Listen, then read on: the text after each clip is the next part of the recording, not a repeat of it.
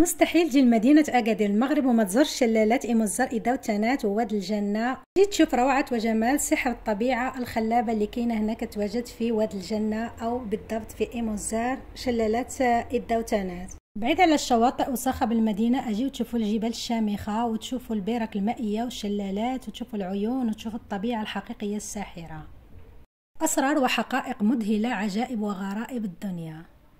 ما لا تعرفونه عن شلالات إيموزار إداوتانات.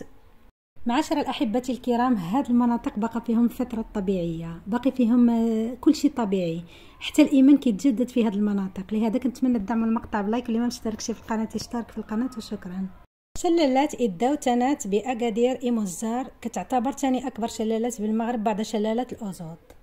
قبل ما تجي شلالات إيموزار إداوتانات لازم تعرف هذه المعلومات. اولا كاين جوج طرقان الايموزار إداوتانات اكادير.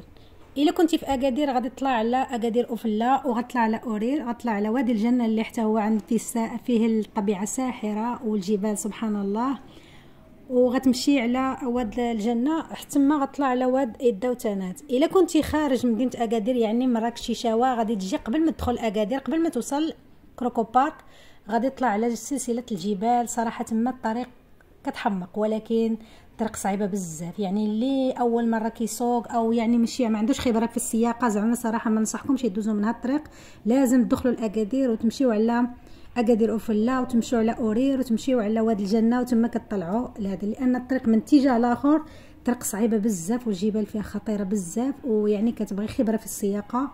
لهذا هذا هو النصيحه الاولى. ثانيا النصيحه الاكل تما قليل، يعني كاين قهاوي كاين كلشي، ولكن بالنسبه للاثمنه كاين اثمنه عاليه، لان ماشي ساهل باش يوصلوا الاكل لهذا المكان.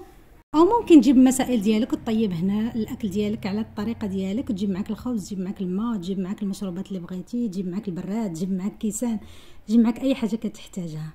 كاين في تجلس، كاين تحت الاشجار داكشي، وكطيب الاكل ديالك على الطريقه ديالك. المسافه بين اكادير ايموزار إداوتانات تقريبا 56 كيلومتر على الطريق الساحليه، وكاين 76 كيلومتر على الطريق الجبليه اللي صعبه. ولكن قبل ما كتوصل لإداوتانات كدوز على اوفلا وكاينه واد الجنه. صراحه واد الجنه لازم تدخلوا له، صراحه كاين واحد 3 كيلومتر بيست، يعني كتهبط على رجلك صراحه، ولكن كتستاهل.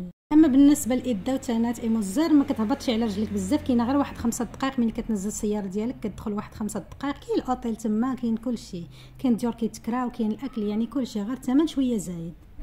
تتميز منطقة إيموزار إداوتانات في أكادير بشلالاتها المتدفقة بالمياه العذبة وجبالها الشامخة، وقد جعلت المناظر الخلابة وتضاريس المنطقة في إيموزار إداوتانات مكانا رائع للتنزه وممارسة مختلف الرياضات في الطبيعة. ومن أبرز المناظر الأخاذ رؤية الشلالات المتدفقة بالمياه العذبة والجبال الشامخة تقع وسطها قرى صغيرة منتشرة هنا وهناك، كما تتميز المنطقة بهوائها النقي الذي ينعش كل زائر ويشعره بالراحة.